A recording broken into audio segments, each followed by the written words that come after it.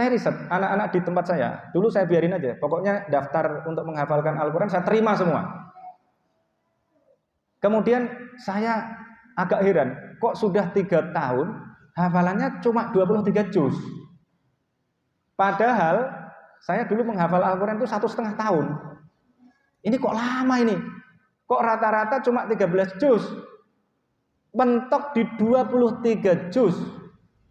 Kemudian saya cek satu persatu. Satu, karena mereka tidak menghafal dengan menggunakan arti katanya. Kemudian kok masih agak berat lagi. Kemudian saya riset lagi, saya teliti. Saya cek IQ-nya. Ternyata IQ-nya yang bisa menghafalkan Al-Quran 30 juz di atas 105. Anaknya Pak Wakiran kan kalau lulus IPB pasti lebih dari 105 ya kan. UNES saja mungkin lebih dari 105 ya. Nah kita ini sering tadi itu memaknai Al-Quran itu nggak pakai data. Maka sekarang itu saya kalau kajian mengaji di pesantren itu kita ini harus berislam dengan dalil dan data. Karena kalau tidak pakai dalil namanya bukan Islam. Tapi kalau baca ayat nggak pakai data, tadi sudah saya buktikan setidaknya 2, watazawwadu fa inna khairaz zadit taqwa, akhirnya dipahami salah. Kemudian tadi itu, dunia adalah bayangan yang dikatakan oleh Ibnul Qayyim Al-Jauziyah, kemudian diterima apa adanya tanpa sikap kritis. Akhirnya kita menjadi orang-orang yang fatalistik. Akhirnya kita ya udahlah, nerima gini aja gitu. Nah, jadi yang salah adalah siapa, Pak? Ya, maka harus ada keberanian untuk melakukan at-tajdid. Nah, makanya di Muhammadiyah ada majelis tarjih wat tajdid. Tapi Pak, melakukan tarjih wat tajdid itu tadi seperti yang dikatakan oleh Pak Kasmui. Saya kalau menyampaikan sesuatu yang tidak sesuai dengan umat saya, gimana Pak kira-kira? Umatnya lari apa enggak? Banyak yang lari, wah ini sesat ini gitu. Kalau orang yang enggak mikir, saya mengatakan ini tadi, wah bapak-bapak sudah kabur semua. Wah ini ustadznya tadi sesat itu. Tidak sama gitu. Karena tidak sama maka kabur. Maka tadi saya senang sekali Pak Kasmui tadi mengatakan soal amplop-amplop itu. Benar Pak itu. Ya. Kenapa? Kalau ditinggalkan oleh umatnya nggak dapat amplop, amplopnya berkurang. Ya gitu.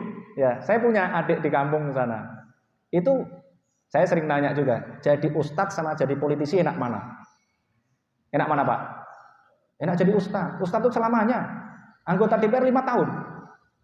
Ustadz nggak pernah dikritik. Pulang dikasih amplop, nanti saya kan dikasih amplop. Iya kan? Sudah berkali-kali soalnya kesini dikasih amplop. Tapi alhamdulillah kalau saya diundang Muhammadiyah, majelis-majelis taklim itu saya biasanya saya terima dulu, saya kembalikan, doakan saya dapat duit 2 triliun. Biasanya saya bilang gitu. Ya. Kenapa butuhnya banyak? Bikin pesantren tadi itu ya butuh duit banyak. Nah itu Pak, takut kehilangan amplop. Dan itu bukan fenomena baru. Itu adalah fenomena sejak zaman Yahudi dan Nasrani. Maka di dalam Al-Quran ada ayat begini. Ya ayyuhalladzina amanu inna katsiran minal ahbari warruhbani la ya'kuluna amwalan nasi bil batili wa yasudduna an sabilillah. Saya dulu membaca ayat ini kaget. Kok ada orang-orang ya dari ahbar warruhban itu ulama, kalau dalam Islam ya ulama, saya menyebutnya elit agama. Elit agama itu enak. Kenapa? Datang disambut, Tola al-badru alaina, gitu kan? Nanti pulang dikasih tentengan. Tentengannya nggak cuma 1 Pak, 2 gitu. Kalau duit dikembalikan tadi itu masih disesel-seselkan. Tapi nanti nggak usah diseselkan, ya. Saya diundang ke Waleri itu, pertama saya kembalikan, kedua saya kembalikan, ketiga saya kembalikan, keempat ada parcel di mobil saya. Kemudian saya sampai rumah saya dapat WA. Ada WA, Pak Ustadz, tadi itu ada parcel di mobil ya, ada amplopnya di dalam, jangan sampai jatuh, gitu. Saya buka Pak, isinya 1,5 juta. Wah, lah itu kan lumayan ya kan, kalau tiap Ahad pagi ada pengajian aja 1,5 juta kali 4, berapa? Dosen kalah itu, ya kan? Mending jadi ustadz daripada jadi dosen. Dosen tiap hari harus datang, harus gini kan, jempol-jempol itu kan, repot itu. Ustadz enggak, saya enak-enaknya aja gitu kan. Loh enak. Itu kalau kehilangan forum, gawat itu. Maka dikatakan oleh Al-Quran, inna katsiran minal ahbari warruhbani layak kuluna amwalan nasi. Sungguh mereka ini makan harta orang lain, harta manusia, harta umatnya, bil batili, dengan cara yang batil. Wa yasudduna an sabilillah, dan mereka itu menghalang-halangi dari jalan Allah. Kan bingung kita, kok ada elit agama justru menghalang-halangi dari jalan Allah. Bapak-bapak ini, kamu jangan itu, jangan ikut pengajian yang sana. Itu. Kenapa? Nah, nanti kalau pengajian yang sana hilang, nanti amplopnya ke sana juga. Tapi kalau di sini aja amplopnya ke sini semua. Sodakohnya nanti ke saya gitu kira-kira. Nah, ini yang jadi masalah. Maka kemudian tidak berani menyampaikan kebenaran kalau tidak sama dengan umatnya. Kasusnya itu terjadi. Bapak-bapak silahkan nanti cek kasusnya Kaisar Romawi. Ketika menerima surat Nabi Muhammad, tadinya dia sudah hampir menerima. Tapi kemudian elit-elitnya ini tes, dikumpulkan. Ya, dikumpulkan. Jadi gimana? Ini ada begini. Maksudnya dia mau ngajak umatnya ini. Ternyata elit-elitnya ini nggak mau. Maka kemudian dia bahasa sekarang ini ngeles. Tadi itu saya cuma ngetes kalian. Saya pengen tahu kalian itu komitmen nggak sama saya, gitu. Nah, padahal sebenarnya tadinya dia itu sudah tahu informasi bahwa akan ada Rasul terakhir dan dia tadinya mau menerima itu. Tapi anak buahnya nggak mau. Dan itu banyak, Pak, begitu, Pak. Nanti baca lagi kasusnya siapa? Kasusnya Salman Al-Farisi. Salman Al-Farisi juga begitu.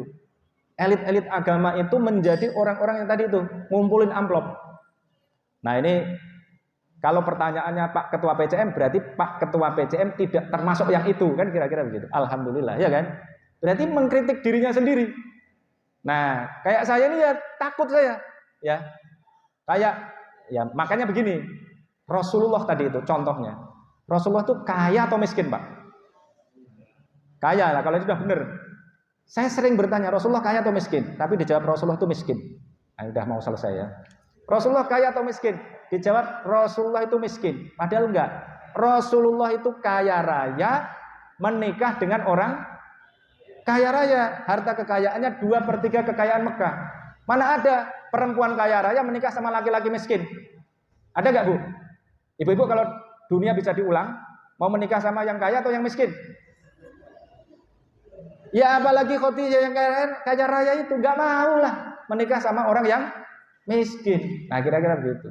Rasulullah dan Khadijah ini orang kaya raya, kemudian dapat ilmu, kemudian berdakwah tanpa mencari uang. Coba kalau Rasulullah dakwah kemudian cari uang, pasti ente dakwah pengen cari uang aja, gitu kan?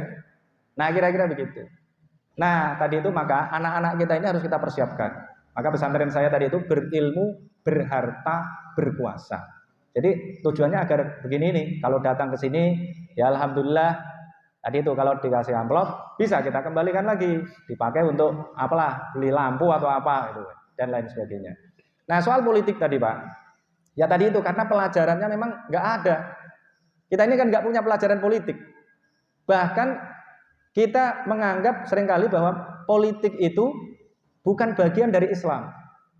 Kalau kita mau lebih mendalam lagi, sebenarnya kita ini terpengaruh oleh tradisi Eropa Kristen.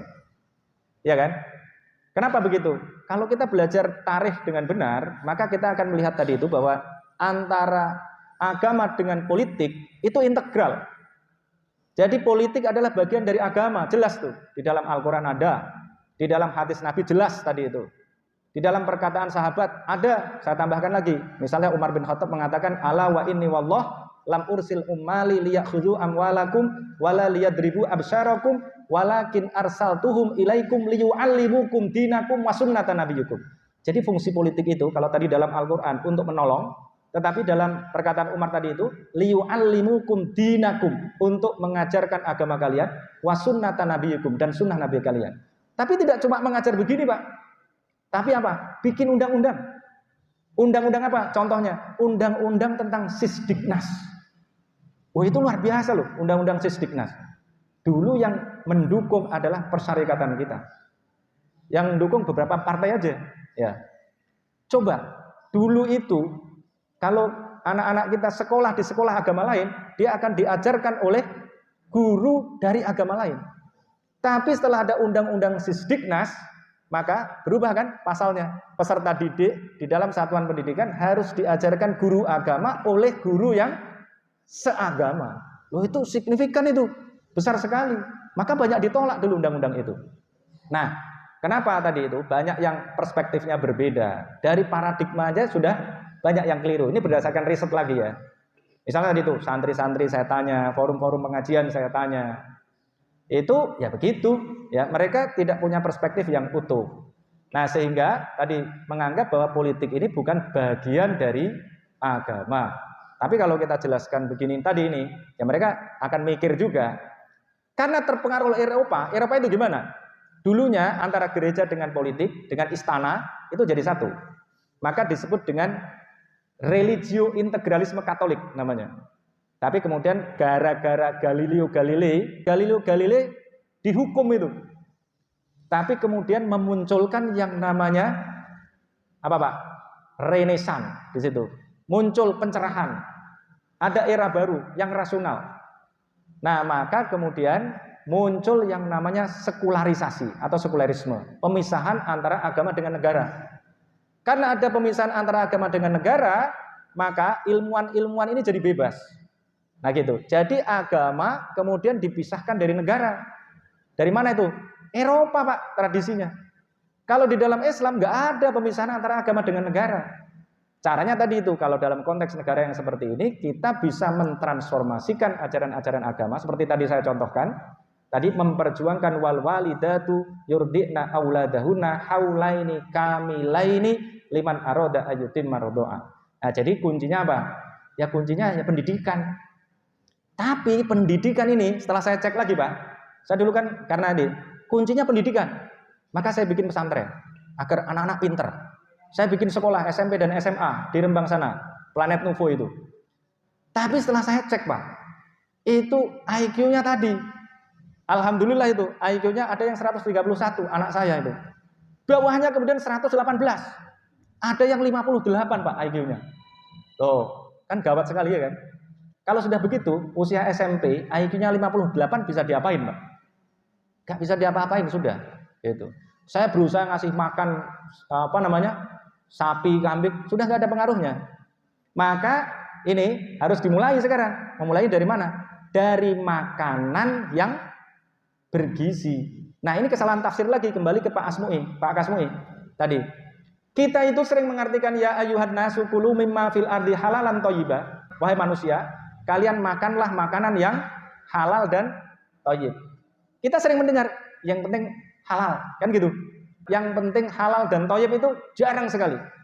Dan thayyibnya ini diartikan dengan mustaladzan. Di tafsir-tafsir itu, thayyiban itu silahkan Pak Dani nanti cari lagi itu. Tafsir apa yang mengatakan selain mustaladzan. Thayyiban itu diartikan dengan lezat. Lah kalau lezat itu ya tahu bulat digoreng dadakan ya juga lezat. Mestinya diartikan dengan apa? Thayyiban itu bergizi seimbang mestinya. Nah itulah bedanya kita dengan orang Eropa. Orang Eropa itu makan dengan gizi seimbang. Dagingnya per tahun 93 kg. Sementara orang Indonesia makan daging Idul Kurban, ya kan? Rata-rata 3,5 kg. Itu di situ. Al-Quran bener lagi di situ. Nah kita mulainya ternyata bukan dari pendidikan Pak. Dari mana? Dari makanan. Kemudian setelah otaknya tadi benar, berkembang dengan baik, baru bisa kita kasih pelajaran yang benar. Karena kalau tidak begitu, nanti ya tadi diomongin apa aja nggak nyambung. Karena diomongin apa aja nggak nyambung, akhirnya cukuplah, udah sami'na wa ata'na aja. Daripada nggak nyambung ya kan. Udah akhirnya muncul sami'na wa ata'na di situ. Kalau kita kan tidak. Kalau kita sami'na wa arafna wa ata'na. Aku mendengar, aku ngerti, aku taat. Kalau benar. Kalau nggak benar nggak mau taat. Nah masalahnya tadi itu kadang-kadang karena agak bisa mikir dikit-dikit, pakai dalilnya kurang data, maka kemudian akhirnya nggak mau ikut juga gitu. Akhirnya kita bercerai-berai akhirnya. Itu problemnya kalau kita urai satu persatu. Wah ini sudah lewat jauh, mohon maaf.